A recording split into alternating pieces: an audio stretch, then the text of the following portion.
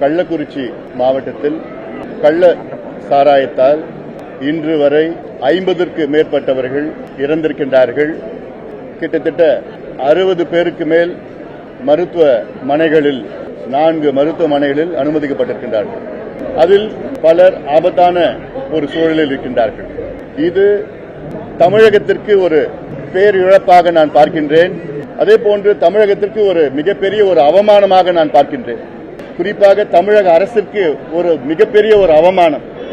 கடந்த ஆண்டுதான் விழுப்புரம் மாவட்டம், காஞ்சிபுரம் மாவட்டத்தில் கிட்டத்தட்ட 30 பேர் கள்ளச்சாராயம், விஷச்சாராயம் குடித்து இறந்தார்கள்.